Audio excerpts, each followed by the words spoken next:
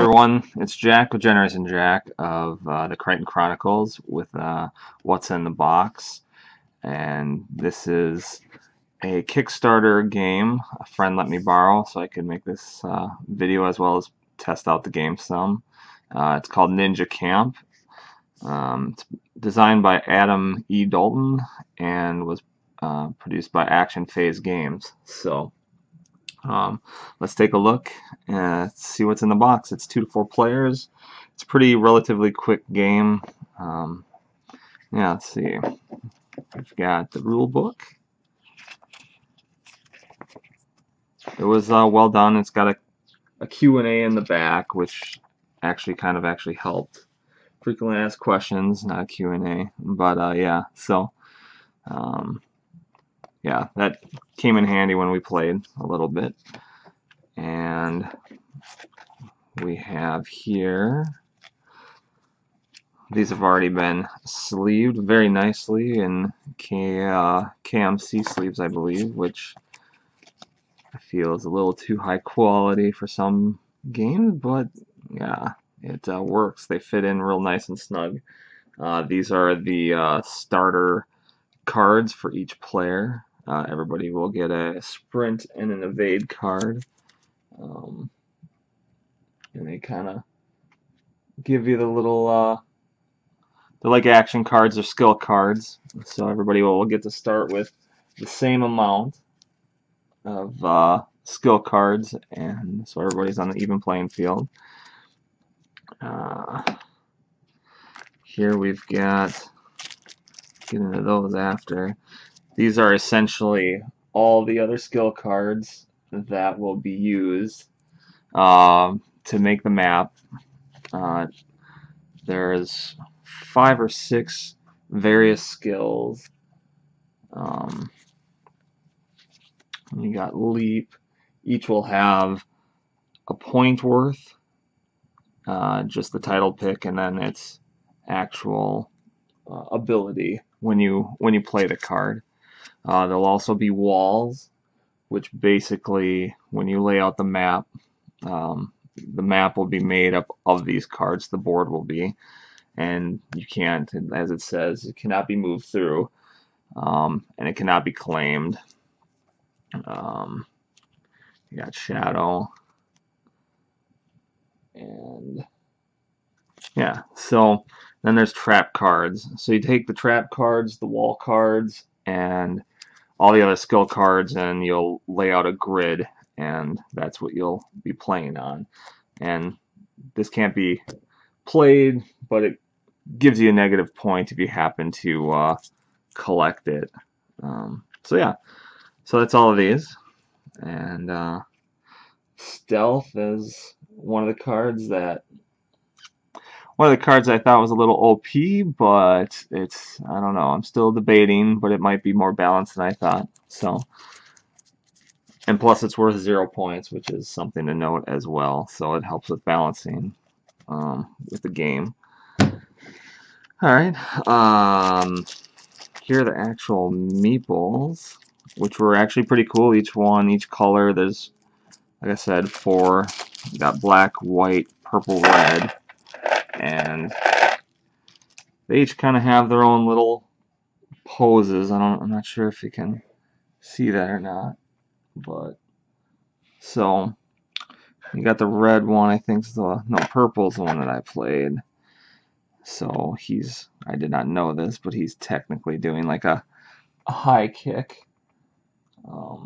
So yeah, just something that was kind of cool that each color had their own little stance that they had, so they're all a little different. So yeah, just something that was kind of unique with the game. And let's see, and then we have, these are the clan cards. So everybody will pick a clan. This is the puppy clan. It'll offer you a one-time use special ability in the game. So, and we got like all different. They're all like little animals. So you've got the hamster, a goat. I haven't even seen them all actually, to be honest. The armadillo, um, the sloth. Somewhere in here, I know there's a squirrel, which was one of my faves. Just because I like squirrels, so I know what's in there. Hamster. Where is it? The odd card not in here, oh, right in the back, was there's not a cat, which I thought was kind of weird. Maybe in some kind of an expansion, which who knows, they might do.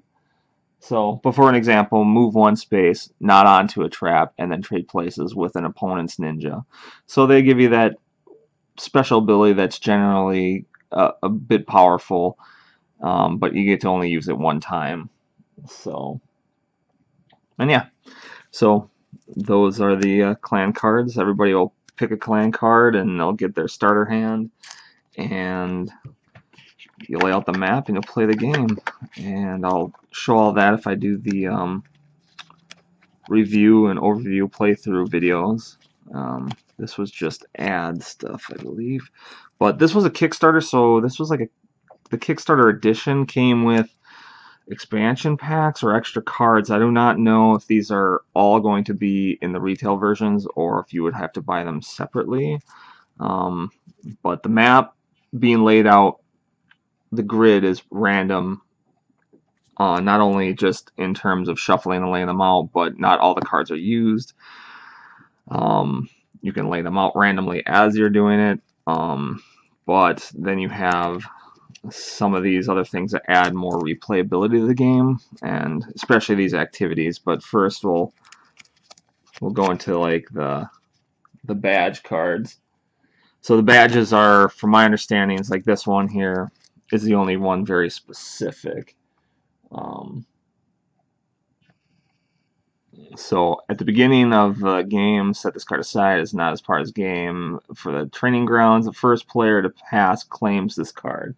So it's an additional 2 points if you're the first one to pass. During the gameplay, if you pass, you're pretty much out for the rest of the game. So you get like a little consolation prize, I guess, for that. And then you have badges for each of the different kinds of cards.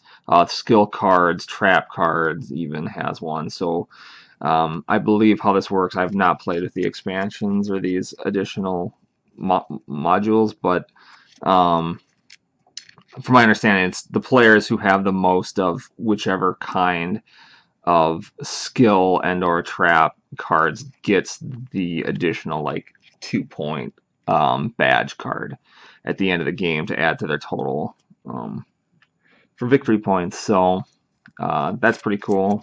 We'll have to try that sometime, maybe tonight even. And then there's the activity cards, which I think adds a lot of just replayability, even more so. They're all more just little scenarios, like game modes to play. So like Camp Alliances, this is at the beginning of the game, deal each player an additional Ninja Clan card to be used throughout the game.